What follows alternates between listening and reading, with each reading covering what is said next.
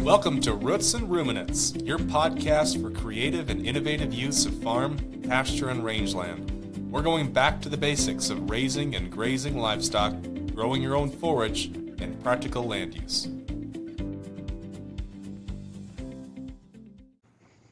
Welcome to this episode of Roots and Ruminants, where you have just Justin and I. Maybe that would be the title for the podcast episodes. Just you and I. Just you and I.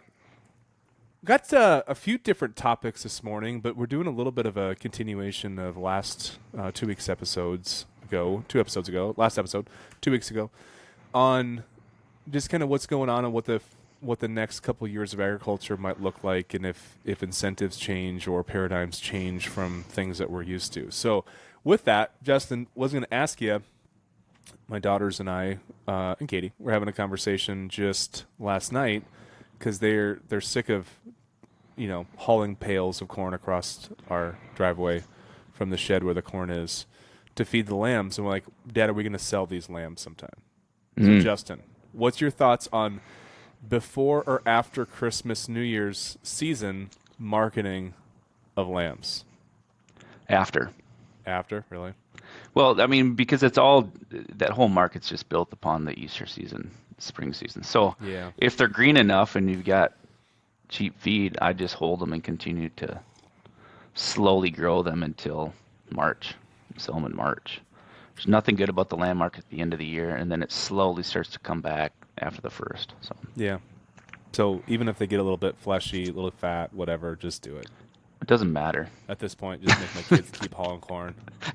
Yeah, you've got free labor. You've got cheap corn. It's really cheap. Did I tell you why it's so cheap? I had them, we were doing a test strip.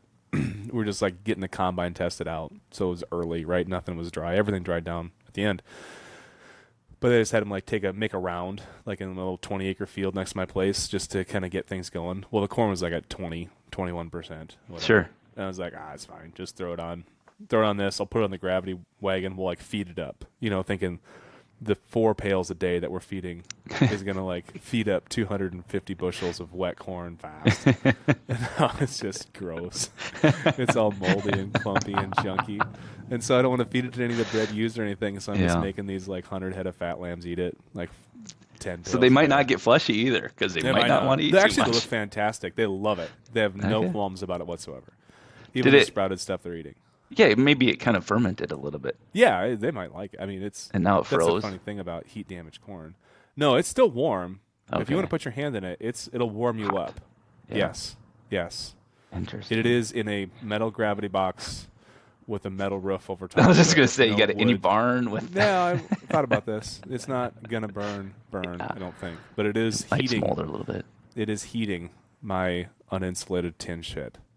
So anyway, once we get rid of that, we'll just keep feeding that up then, basically. Yeah. Get them what? Easter.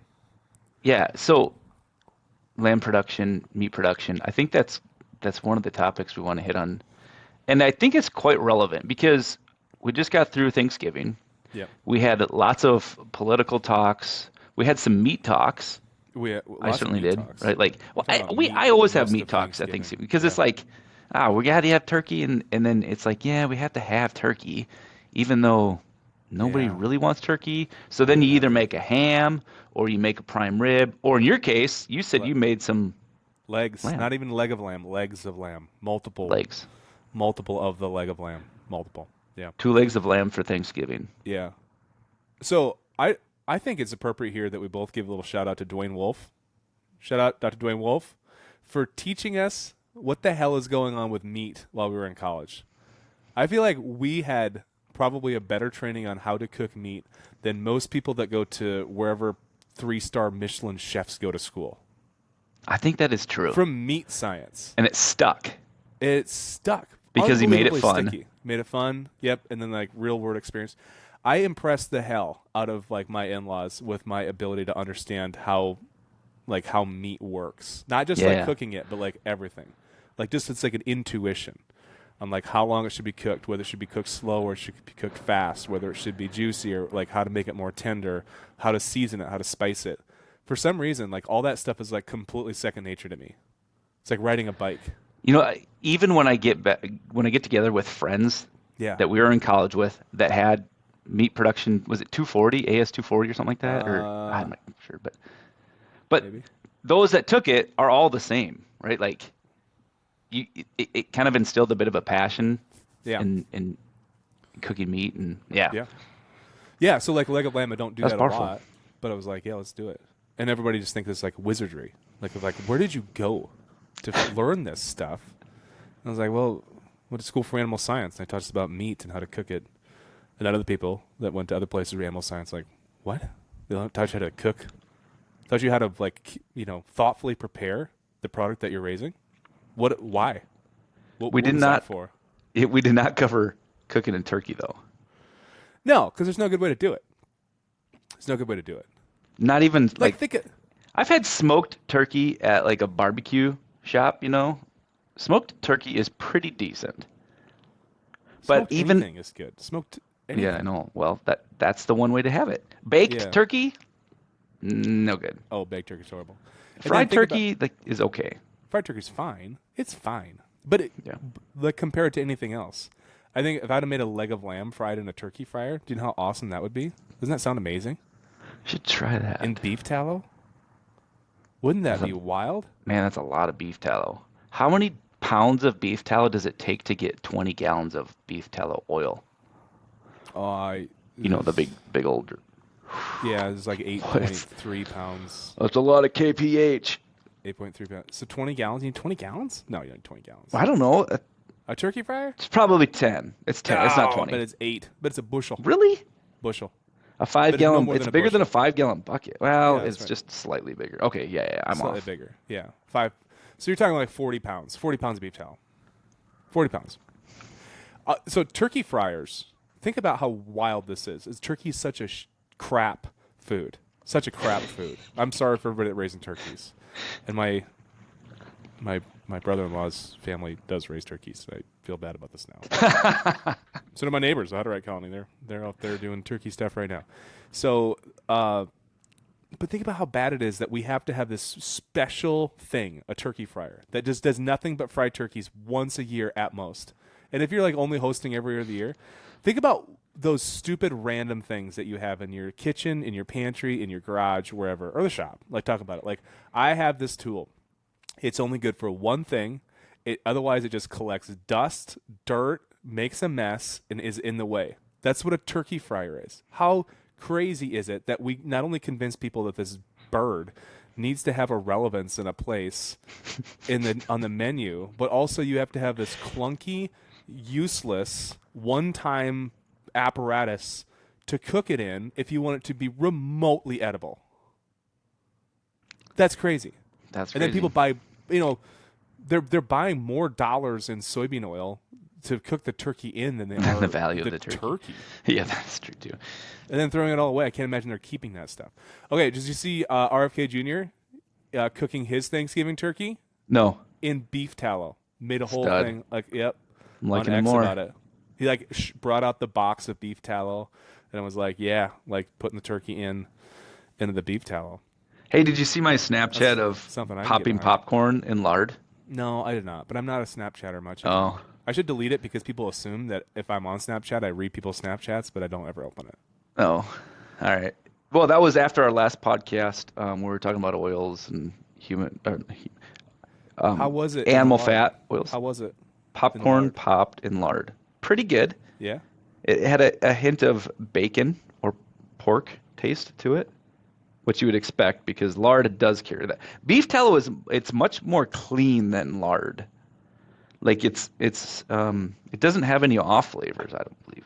Yeah, that's why they like making biodiesel out of it now. It's just insane. It's insane that we did this. I think I said this maybe last time, but one of the greatest scams of all time, and it happened basically in our lifetime, right? From starting 40 years back, 50 years back, 60 years back, is that we have gotten nutrition advice so flippin' wrong that we now eat our fuel like soybean oil, vegetable oil, cottonseed oil, rapeseed oil, canola oil, right? We're eating canola oil, which is great to put in your pickup, okay?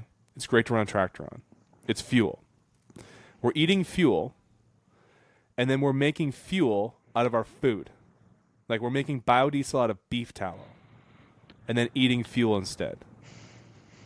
Wild, wild. Now, especially now that we pretty much know, like discerning minds agree that it is healthier, would be healthier for us probably to consume lard and beef tallow than it would be to do the vegetable oils. Yeah. I mean, I agree with that, but at the same time, like in every business, you're always trying to find opportunity markets to build Yeah. value, right? Oh, So, yeah. Right. Yeah. it, So, like, a couple. Remember a few years back in China when there was entrepreneurial companies that made baby formula that, in order to meet the specifications on protein, just use malamine instead of actual, animal protein. And it made the test, and they were just trying to find a unique alternative to make the test, even though, babies malnourished and died, right? But they were just entrepreneurial. Like, I'm sorry, but like, quit fucking around with our food.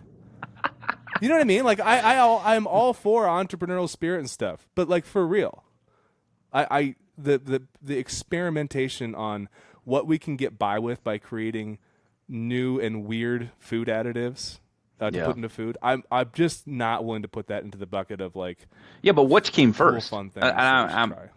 I'm honestly asking that. Which came first between the human oil of canola or the fuel?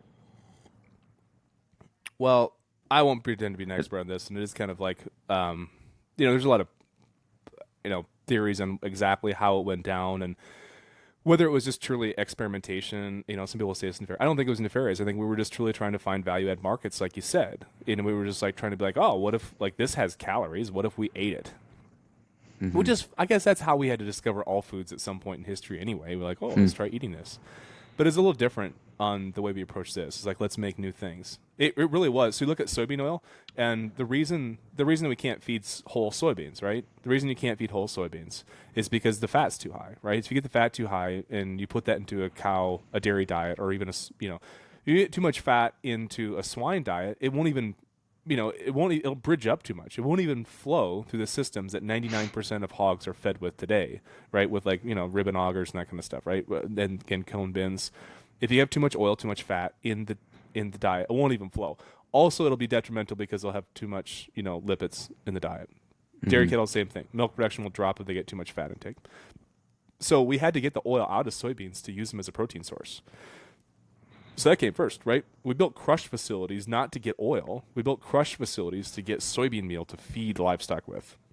And then we had the oil. And crude oil is like $10 a barrel. The hell are we going to do with all this stuff? Like, we needed an outlet for it. This is far before the biodiesel craze. So what the heck are we going to do with all this oil? So the oil became like a byproduct, and was like, well, let's make it into food. Yeah. And then, like, separately, I don't think that lobby had a lot to do with villainizing of animal fats, but that was certainly around the same time, and there was a great opportunity to put it in. I don't think it's like the whole answer of everything, but it is wild to me. Like I said, I'm just going to go back to what I said before, which I think is true, that we probably maybe we shouldn't get so opinionated on the subject, but most likely what we're doing today through a 50, 60 years of mistakes is eating our fuel and using our food for fuel. Yeah. To power our vehicles. So anyway, okay. Back to that. Anyway, so RFK fried his turkey in beef tallow. That's one way to make the turkey better. That was his kind of his take on the Thanksgiving turkey was much, much healthier than that, which I appreciate. Cheers to beef tallow. I said this before, like probably 3 times in the podcast, but one of the most exciting things that's happened like in my entire life is the last 3 months about beef tallow becoming a national campaign issue. Like it's so fun. Who'd have thought that? Who would have thought that? What do you think about like the overall meat consumption part of comparing to all protein sources? Poultry, pork, beef, the big 3, and how does that, like, if the animal byproduct portion gets more into the food system, does the overall per capita consumption of beef and pork go up? Do we start to compete with poultry? Is that not even a factor? Probably not. Well, I mean, I guess I'm not. It's not clear to me how much the poultry boom was due to health and how much is due to price. I think it was mostly Price due to for sure, price. isn't it? I think so. But it But was also marketed as a lean it was protein marketed as a option too. health, right? Yes. And then it became something that was easy and you could do on the go. I mean, it It became still something like, has oh, the chicken. Yeah. yeah, there are the most convenient food options from poultry. There are very few Yeah. Really convenient food.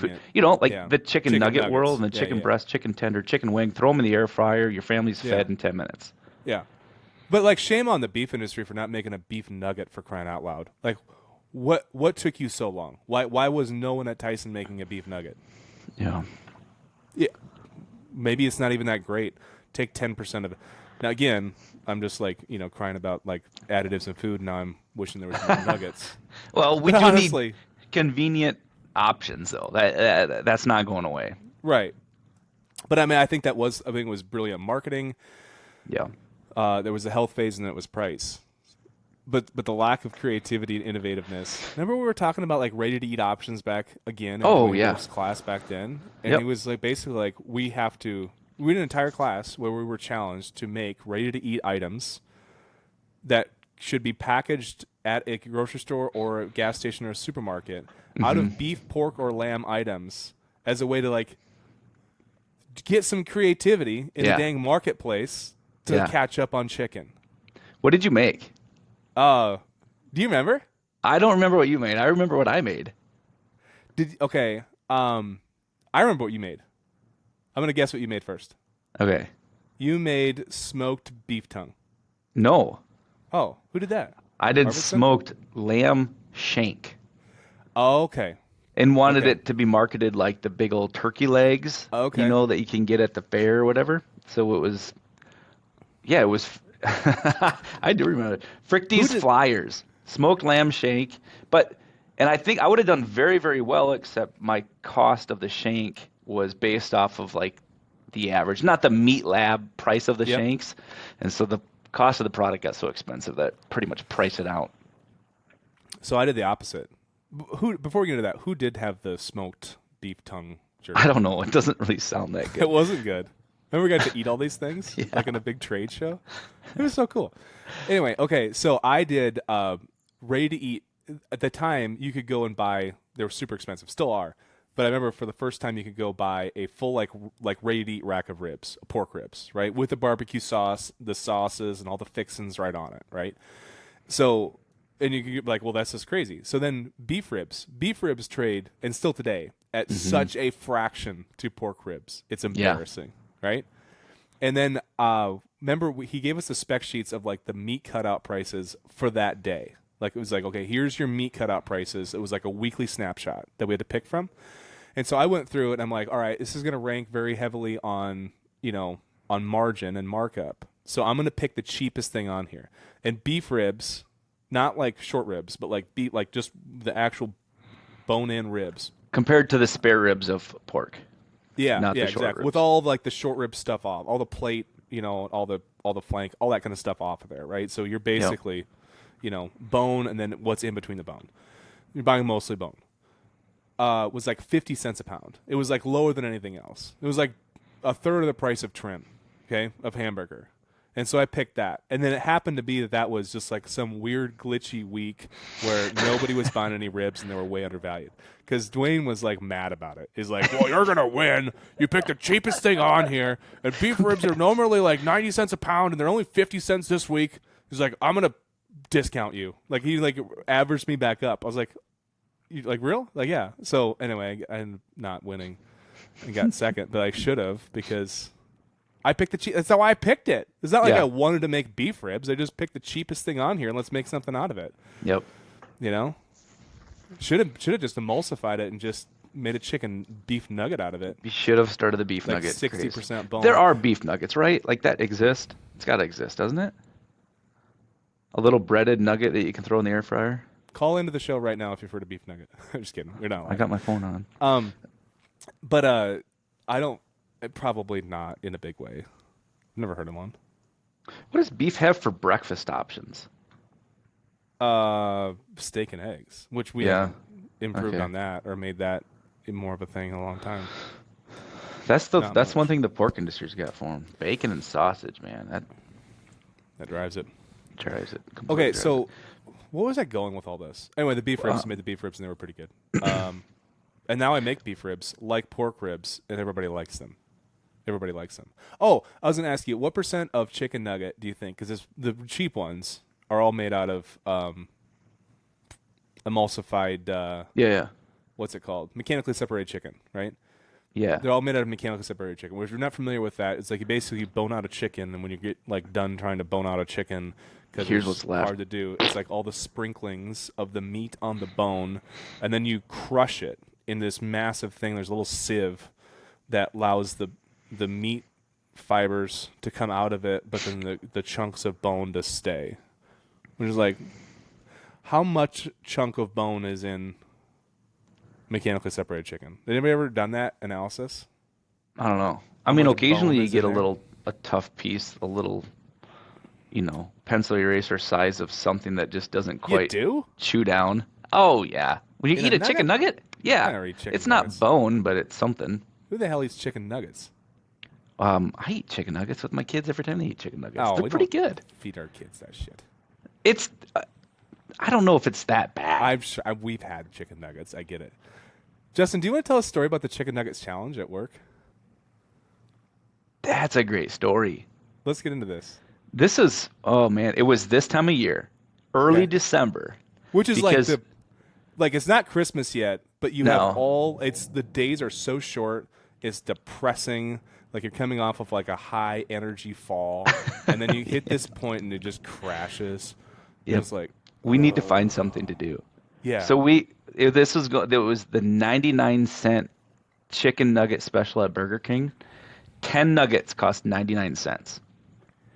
So we thought it would be cool to order 1,000 of those chicken nuggets. So we called the local Burger King in Brookings, and initially the guy that answered, he's like, "We cannot do that." I'm like, "Sure you can. yeah, You make 1,000 chicken nuggets all the time, like every day." And he's like, "Oh," like he thought this was impossible to do, like a feat that's never been done. I'm like, "You can do this." I was like, "We got an hour lead time for you. We'll come in at noon. You can have, the 1,000 chicken nuggets." So we go to Burger King, three of us. This is a really productive work day. We go to Burger King to pick up the chicken nuggets, and they are pumped. They're like, they're here for the 1,000 chicken nugget order, and they're like celebrating it. They're like, made yeah, their we got day. 10 more to make. And they throw them in the box, and they're like happy to give it to us, and it was a bit of a celebration. But now the challenge came. We got to eat 1,000 chicken nuggets. And How many they're, pounds of nuggets is that? well, that's a great question. But wait, an ounce? I suppose 1,000 ounces is It, what's 16? I'm gonna look this up. Is that 150 I want pounds? to I want to get a better estimate because if we're off by like 20%, it's gonna make a big difference. How much does a chicken nugget weigh? Okay. All right. So you get back and you start devouring the nugs. Yeah, we lay them all out on the kitchen table. 0.6 ounces. Okay. And it was Scout's honor to keep track of how many nuggets you ate. Mm-hmm. Guess how many the leading chicken nugget eater ate. Okay. So they're 0.6 ounces, so roughly 25 to a pound. I'm gonna say after 2.5 pounds of cooked nugget in your belly, you should probably vomit. So I'm gonna That was say about it. 70, Okay. 65, 70. Yeah, I think it was 60. Okay. And it was Darren Meyer and I think Matt Metzger. I think they ended up tied because they're so miserable that they both said, "Okay, I'll eat one more," and then they quit. But you know what? This is the part of the story that probably shouldn't be told. But we go to a pheasant hunt that very next day out in Faulkton, South Dakota. And if you eat 2.5 pounds of chicken nuggets, your system's not quite working right. Oh no. No, it's not. It took a full 3 days before Darren finally went to the bathroom. Uh, A little clogged up there. But imagine, So maybe the nuggets aren't so healthy. What if they were fried in beef tallow? That would have helped. They would have slid right out. It would have been better. It would have been better. Also, probably 2.5 pounds of 2.5 pounds of chicken nugget. You know what I mean? Yeah, try eating a 16-ounce steak Just say twice. Yeah, 2.5 times. 2.5 times. Okay, that's like the old 96er chicken nuggets. Yeah, that's true. Because it was a bone-in steak with a little bit of gristle on it. Anyway, okay. All that would be much preferable to that many chicken nuggets in your system. Okay. Does that wrap up where we wanted to get to? Would you? Not even this close. Was on the schedule. We had none of this ideas. We wanted to get to. Here's the tie-in. We're at holidays. Everybody starts talking politics, especially this year, and it kind of tied into our last podcast. And we started talking about meat production and tariffs and what's going to happen if tariffs are imposed, which they probably will be. How does that affect beef prices? How does it affect pork, lamb, grain, all of those things? Yep. Okay. So it's really dicey. Like the tariffs we know last time had a huge effect, but like tariffs last time were largely limited to China, and then a few things like steel and aluminum on other countries and stuff like that in the last Trump administration. So we had like the China effect, and that effect was almost solely on soybeans and corn and a little bit on pork. That's where like the MFP payments were based, and cotton. We don't talk about cotton this far north usually, but cotton was impacted much as well. So that's where your MFP payments came in, as on those commodities. Like I don't even know if there was a wheat MFP commodity, right? And so because we don't really export wheat into China.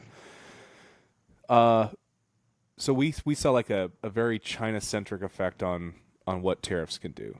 Mm-hmm. But basically, it doesn't cost us anything. If nobody retaliates in a tariff thing and we just put tariffs on somebody else's exports coming to the U.S., then nothing changes, right? But almost always what happens is that this is why it's a tariff or trade war, is that they'll put tariffs back on us, okay?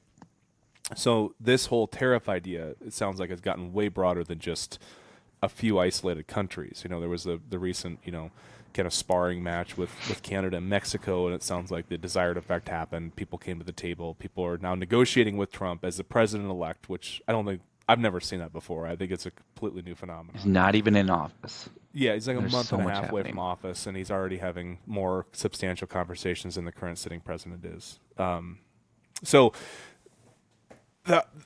If we let's just take tariffs broadly, okay? Like, what happens in ag if we just do tariffs on everything, everybody? It's at one point in the campaign, the idea was floated that we could go back to prior to World War II, and especially in the 1800s, late 1800s, where the entire federal government was run off of income generated from tariffs.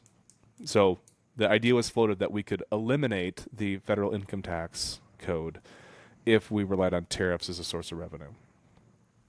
I don't know if we can quite do that, but let's just say we like go down something that route. What happens if we put 25% tariffs on everybody, and then they do likewise to us? Okay, everything gets way more expensive to trade. I think the most interesting example of this, because the U.S. industry that has unequivocally, beef is such a nuanced. There's poultry and pork, which are massive net exporters, especially pork. 25% of pork products are exported, right? Hugely dependent on pork exports. Okay, a lot of that's to Mexico, but then a lot of it to Asia as well. And then you have beef in the middle, right? Beef is one of those. We export a certain class of cuts. We import a certain class of cuts. There's almost no mutual exclusivity on how they're raised and what they're used for from a product portfolio. They're not interchangeable necessarily. So you can't just say, oh, we export X amount of pounds of beef. Therefore, if we didn't import X pounds of beef, we would have the same, product complex. We would not. There's differences there. And then you have lamb. And so if you want to look at how to decimate an industry, like if you want to look at like how to kill an industry, look at U.S. lamb.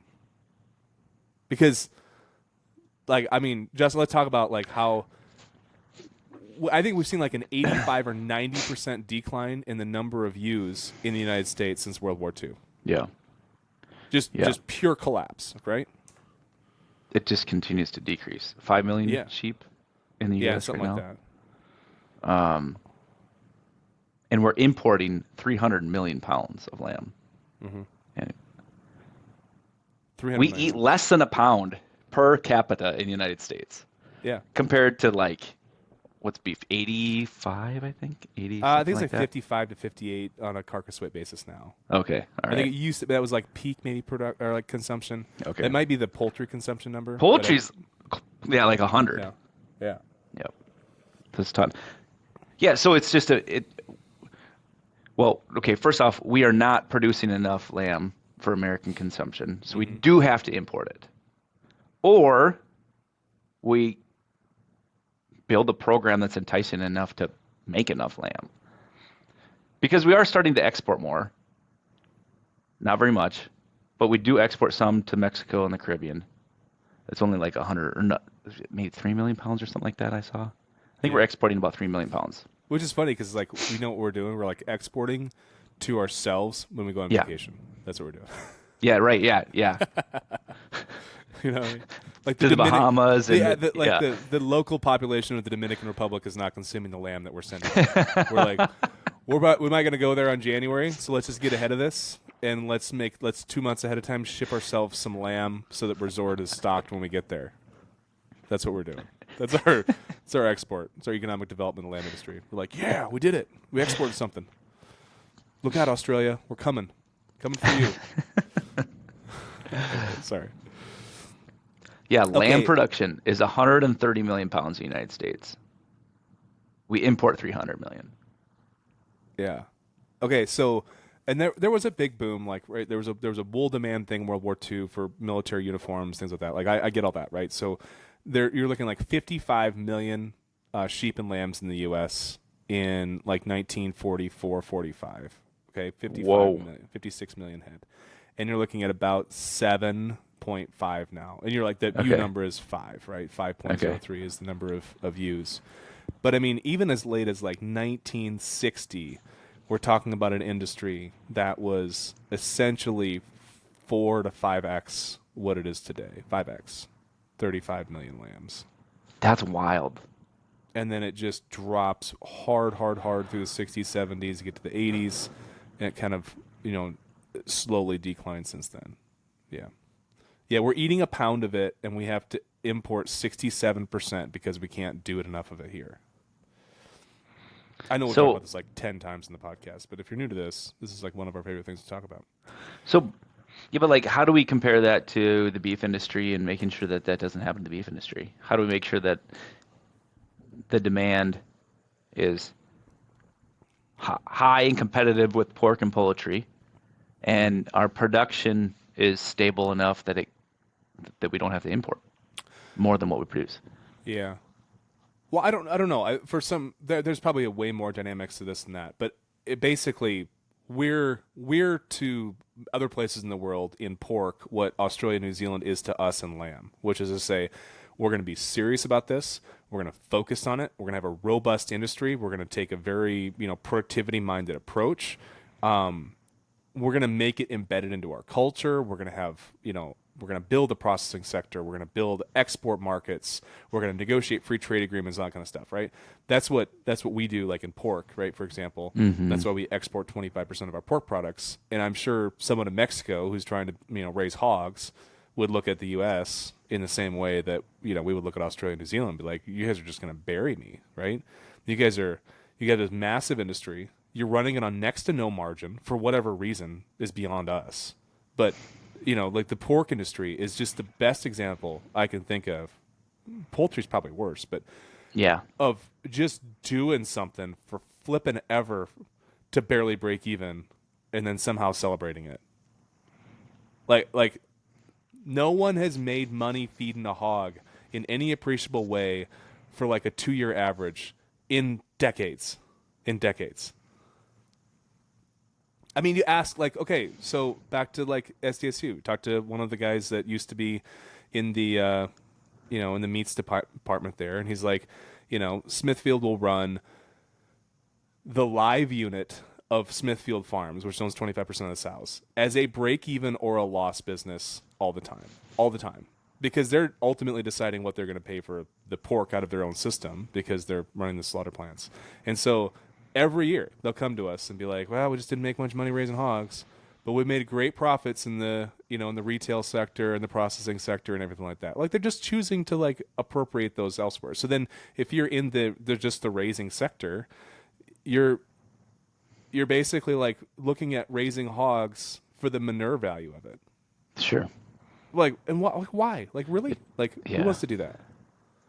Yeah. So anyway, I'm not saying that but you hear about this all the time, the massive liquidation because you end up, getting lamb prices so low in Australia where whatever, they've made a big business out of it and it's super competitive to what we do here, despite the fact that it comes from a long ways away. And part of that is currency. Part of that is the strong US dollar. That's going to continue. Like you look at some of the other things that Trump just talked about, like the BRICS nation is trying to look at an alternative currency. This is like the fourth iteration of an alternative currency that we've seen in the last 15 years. First, it was going to be the yen, the Japanese yen. Like that didn't work because Japan's sovereign debt is huge, like 220% of GDP. And then it was going to be the euro. And then you have like the Greek and Spanish, Portugal collapse, and they have to do all their, all their bailouts and all that kind of stuff that they were doing. So then it wasn't going to be the euro, and then it was going to be the Chinese yuan, and that's not going to work because they're overinflated and manipulating that currency. And so now the BRICS countries, right, Brazil, Russia, India, China, South Korea, are getting together, and they're going to form their own new global currencies and get off the dollar system. And Trump was basically like, if you try to do that, we're going to tariff you 100,000%. I think it was 100%, but it doesn't matter if it's 100% or 1,000%. It's basically, scorched earth.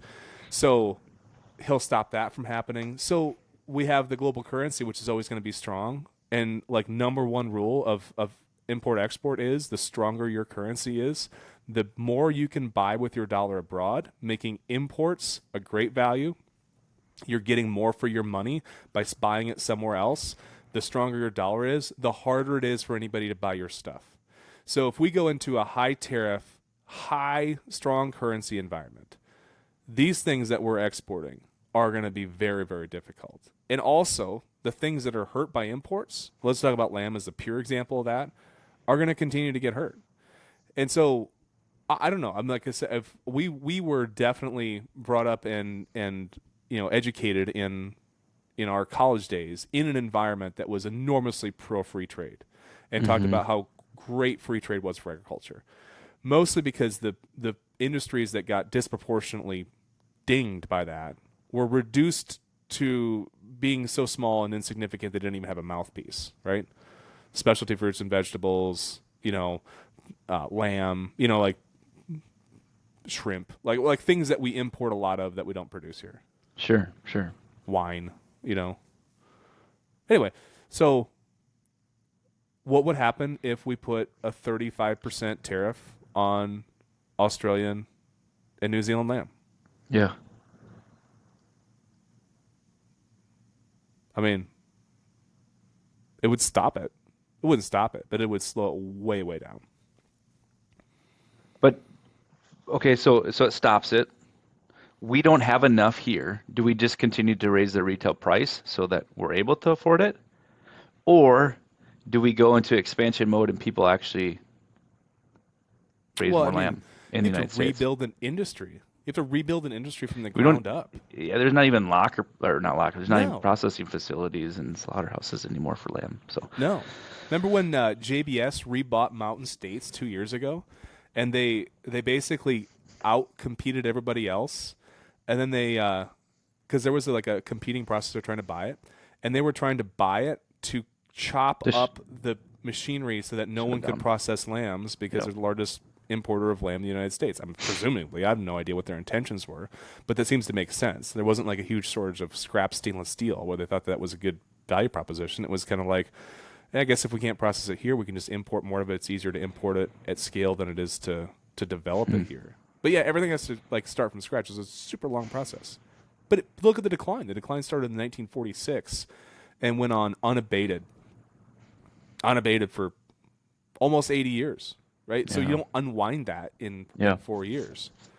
But again, I'm not even pro tariff here. I'm just saying, like, blanket effect of a tariff. So you take an industry like that, and it grows significantly. We have to add 5, 6, 15 million head of ewes to come back to square.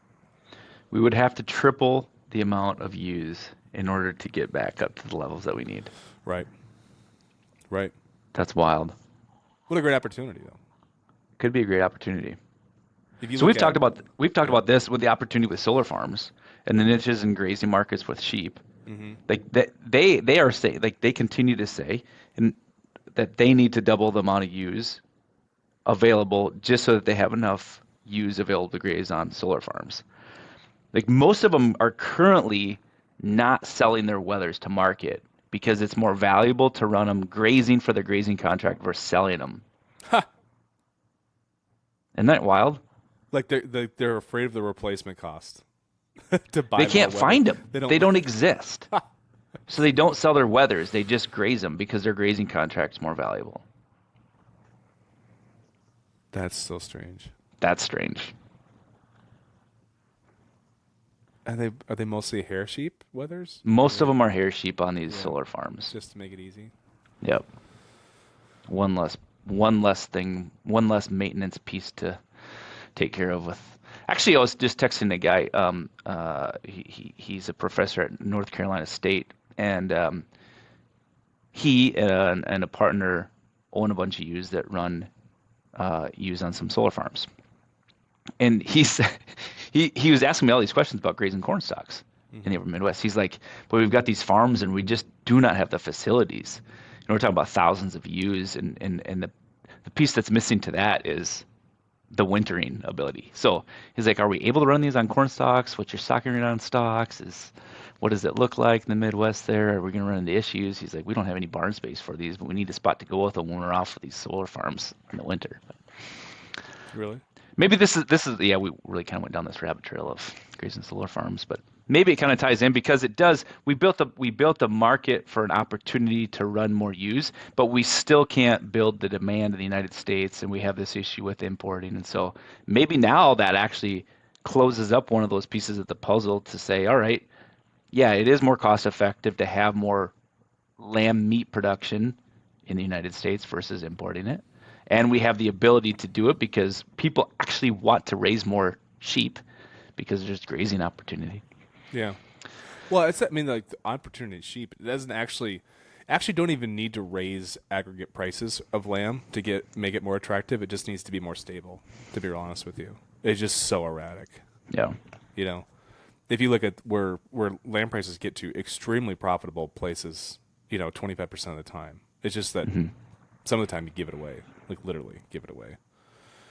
Yeah. And I suppose that's probably due to the dynamics of import, export, and that kind of stuff. Anyway, if it was like if that were to happen, that protein sector would be a massive net benefactor of the process. Now, beef is like, let's get to beef quick, and then we can get to pork because pork is pretty simple. So in beef, you're looking at it's a really strange paradigm where we talk a lot about like the beef exports that go farther away. We talk less about this North American beef herd that we have, which is just kind of a foregone conclusion at this point that Canada and Mexico's cow herds are basically to some degree an extension of our herds. We can import their feeders, we can export them beef, we can import their beef, etc. So the New World screwworm that was found in Mexico that halted beef imports of feeder calves from Mexico. And maybe that's a short-term thing. Maybe it's more of a long-term scrutiny. But we're importing 1 million to 1.5 million head of feeder calves every year from Mexico. And we're buying a bunch of boxed beef from them, too. Yeah. Like Justin, I sent you this chart earlier, which was just mind-blowing to me. Because here's the problem. The only problem with like going to... there's only a problem with going to college. There's plenty of problems with going to college and plenty of good things. But one of the things I was just thinking about today is that we have a timestamp. And the last time you and I had like unabated ability to like study, global meat markets was probably when we were in college and had nothing else to going on. And for those of you that are in college and talk about how busy your life is, just wait. Just wait. Okay? Trust me. You will never have this much free time until you're in a flippin' nursing home. Okay? Enjoy it. But was with like Mexico. It was like, oh yeah, like we import some feeders from them, but they buy a bunch of beef from us, so it all evens out. And then now I see like we're importing 1.5 million, Yeah. almost 1.5 million head of feeder calves a year, and we're buying the crap out of box beef coming from there. Like we were importing nothing from them in box beef form in 2006, 2007 when we were wrapping up Nothing. school, nothing. And now it is like 3 to 1 on a pounds basis on what we're importing from them. And again, most of that, almost exclusively, the beef that's coming into the U.S. is lean beef that we can mix with our 50/50s to make a valuable blend of a ground beef product. And then everything we're exporting is mainly two things. It's specialty meats and offal, or it's three things actually. So it's like liver, hearts, kidneys, spleens, stuff like that, tripe. And then it's high value, cuts of meat going into Japan, South Korea. And then you have what I think is a whole different thing, which is like the plate and short rib and stuff, which is not like necessarily a high quality cut. And it's not really like, specialty offal meat. It's just a cut that, due to certain like hot pot cooking methods and stuff, is extremely valuable in a Japan and In Asia, yeah. in Asia, South Korea, China, that we don't value here. So those are those three things. And then almost everything we're getting in is like 96% chemically lean stuff to blend with our 50/50s. So the Mexico, what is it called? The screwworm? Not screwworm. New World screwworm, yeah. It is screwworm. Yeah. What the heck is it? Is it actually going to be a thing where maybe Mexico feeder cattle do not come in, and now we've got a bigger demand for U.S. I think feeder cattle? well, I'm assuming that they'll approach it kind of like the tick stuff, where they'll move to dipping vats and things like that when they can get things, appropriately put together. Have some You got more to dip detection the whole methods. calf. That's what they did for ticks, yeah. You can't just pour them. No, you like make them swim for like 30, 40, 50 feet or something like that. Someone will correct me on that, but I don't know. Oh, cool. Like it don't think it's a thing anymore, but it was a thing until very recently, if it's not still a thing, that the Mexican feeder imports have to go through dipping vats. Yeah. Like the foot bath that you have to go through for all these confinement barns in Iowa for Harry Yeah. Gilwart? It's like that, but it's Okay. like 12 foot deep, like 8 foot deep. A little messier. Yeah, they swim through it, and their Yeah. nose is the only thing above water. So then do the screwworms die and just fall out? I Because don't aren't know. they embedded in them? Well, yeah, they get really deep into the flesh. It's kind of like if you get like a wound or something, and you get a bunch of maggots on a sheep or a calf, except they're embedding themselves, I think, much, much farther into the flesh, right? And like coming back out, like living there, like making little, like a badger burrowing holes into the ground. Versus, I Nice mean, I think it's pretty analogy. gross stuff. It's pretty gross stuff. So then, but do they freeze out? Like, could they live in the upper Midwest, northern climates? Do they just die if it freezes? I have no idea. I think so. I don't either. Okay. I think so. I mean, it's like a flyborne thing, and so that, Okay. like it would. I don't think it's a big risk of getting up here, but Okay. I don't think you'll want it anywhere near. So it used to be like a almost exclusively South America thing, like not even like all South America. I'm sure they didn't have much of it at all in Argentina, but in the equatorial regions of South America, and then the Panama, the Darien Gap, which is like the most dangerous place in the world, used to be a natural buffer for that. But as the foot traffic, the human traffic, has increased so substantially through the Darien Gap, it's almost quasi-civilized in the area, and you have people that are being squatters and people trying to do agriculture down there. But this is like one of the worst, most dangerous jungles in the world. It's basically a no-man's zone for traffickers and bad people and bad things, like the worst bugs, the worst snakes, the malaria. It's a bad place. So it was that kind of restricted it, and now that there's so much traffic through there, it's all related to immigration to some degree. Not because it's coming over in like on immigrant people, but because that we're creating roadways and pathways, creating a Silk Road basically through, from Panama in through Mexico into the southern border that is populating itself out of necessity. So anytime people travel, there's all kinds of reasons to live there and needing to bring food to the areas and all that kind of stuff. So people are responding to the opportunity, and that's basically created a pathway for it to move out of South America for the first time in a few decades. And it hasn't even got to the U.S. is my understanding, is that it just got into Mexico, like across the Guatemalan border into Mexico, and then we're preemptively shutting things down. Gotcha. Huh. So that's but anyway, it's 1.5 million feeder cattle at a time when feeder cattle are really short. It's a big deal. Yeah. They're not going to go away. They'll get fed down there, but it's not like it'll put a hurt on things. If you look at Mexico's cow herd, which has increased dramatically in the past like 10, 15, 20 years, and Canada's herd, which has decreased dramatically. And you have to look at like things like NAFTA and how did that affect it, right? So the cattle sector feeding sector moving to Texas and making it more attractive, like Arizona, Texas cattle feeders. I mean, there's a reason that they're selling their feeders into the U.S. It's the best market for them. So Yeah. they're not doing it because they need to, have to, want to. They're doing it because it's follow the price bidder for their calves. Yeah. So one thing I do want to point out is, and this was brought up, I was asking for a few opinions on this and got some good articles. And this came up 2 weeks ago at Sustainable Ag Summit. It was one of the folks from kind of the traditional ag commodity markets was like, well, the tariffs won't go through. The WTO, World Trade Organization, is not going to allow us to do tariffs like that. And so I was like, that also seemed like a very like early 2000s, paradigm. Like the WTO is going to stop us. I remember when we went and learned ag policy, we learned all about different subsidies, amber box, blue box, green box, type subsidies. Yes. Like it mattered. Those boxes. We haven't talked I about don't those remember in like 10 or 15 anything years. about them. Yeah. Like no one said anything about them when we did like all kinds of what presumably trade distorting subsidies over the last few years, like sending blanket checks to producers and things like that. They never come up again. So I think when China joined the WTO, it decreased the legitimacy of it so much that it's basically a token figurehead.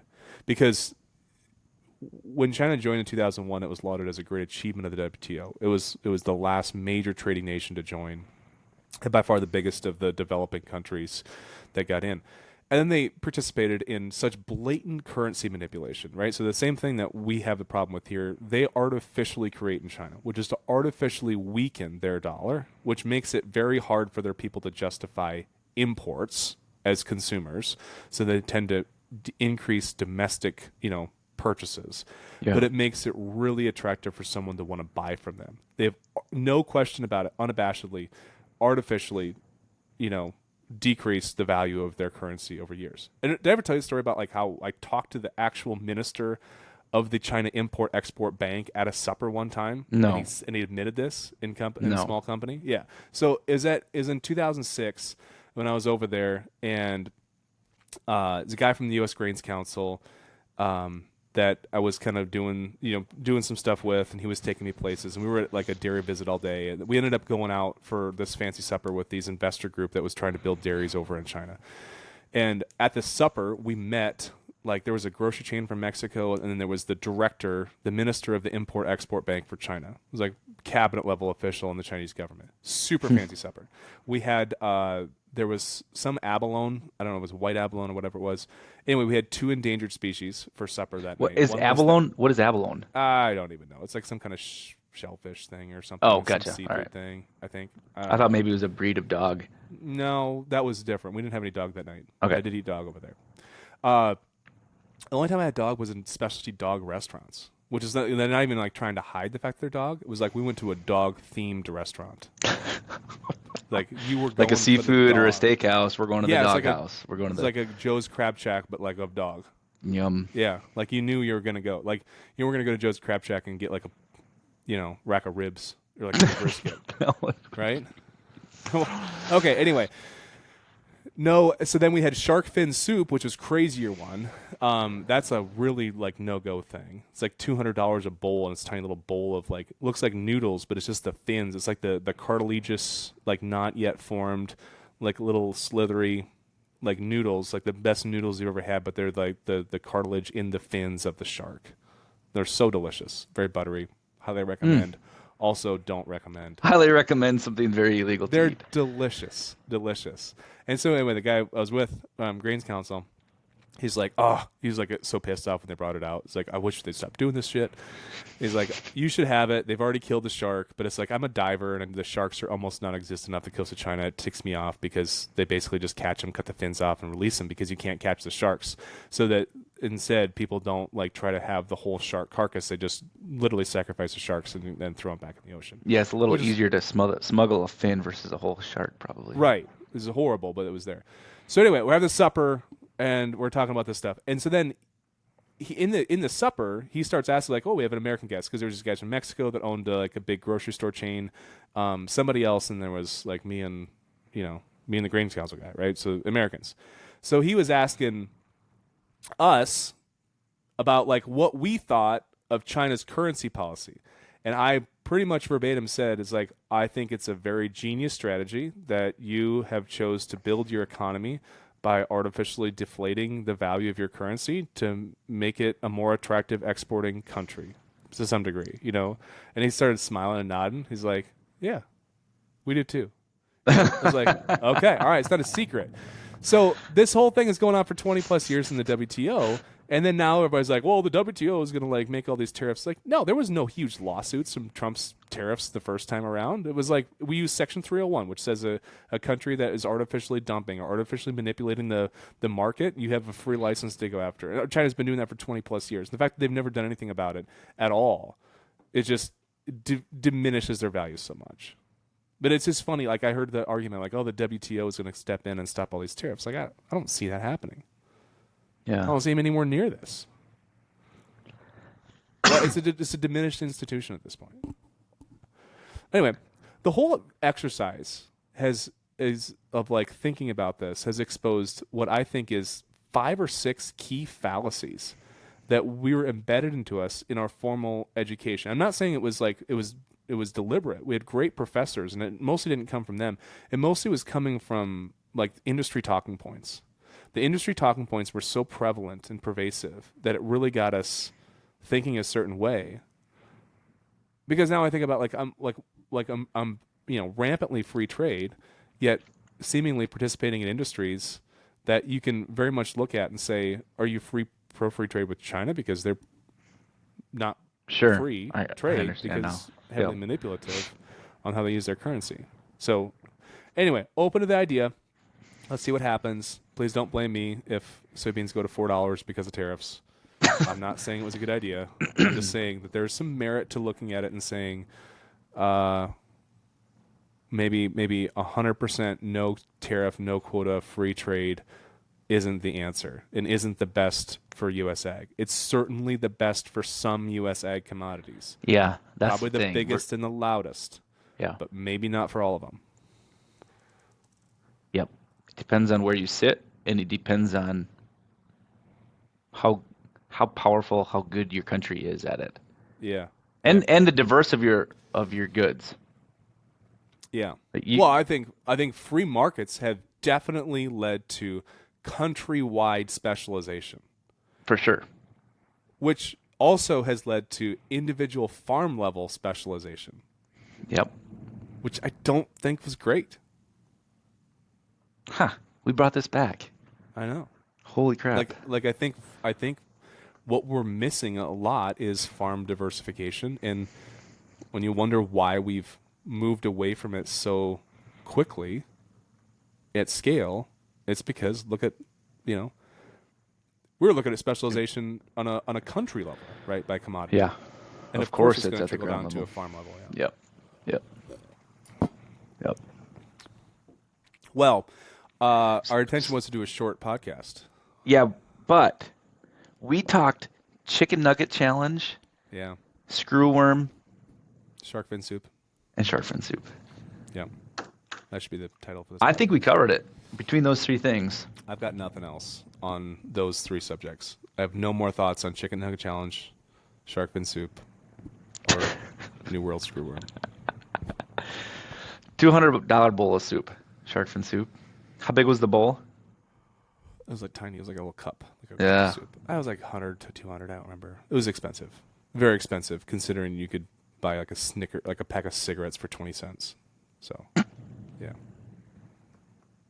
Remember that? I told you that story all the time. I go down to my local store for my apartment for a U.S. dollar converted into yuan, which time was like 8 or 8.5 to 1. It was crazy. You know, advantageous to have U.S. dollars in your pocket and convert those because you could buy so much. I could buy a king size Snickers, 2 pint bottles of Xintao beer, which is the best beer they make in China. Really good. And a pack of Marblites for $1. Oh my gosh. And that's like your whole Friday night. $1 bought you all of that. Yeah. Oh my goodness. $1 in 2006. A pack of cigarettes. We got supper 2, and entertainment. We're like good for top the night. beers and a candy bar. Yeah. That's it. Fantastic. All right. Diversification. Well, I'm hopefully some people have made it all the way through this hour-long podcast.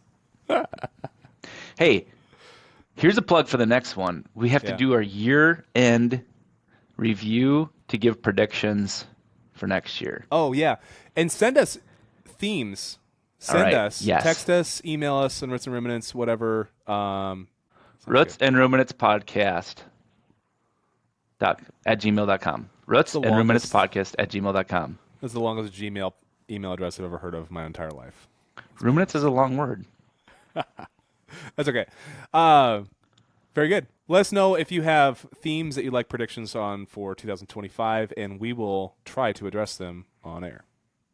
Thanks for listening, everybody. Have a great week. Bye. Well, we hope you enjoyed another episode of the Roots and Ruminants podcast. Let us know what you thought of it. You can follow us on Instagram, Facebook, Twitter, all those social media things. And, if you ever have any questions, just give us a call. We've got a toll-free number here at 888-498-7333. Be glad to hear from you. Thank you.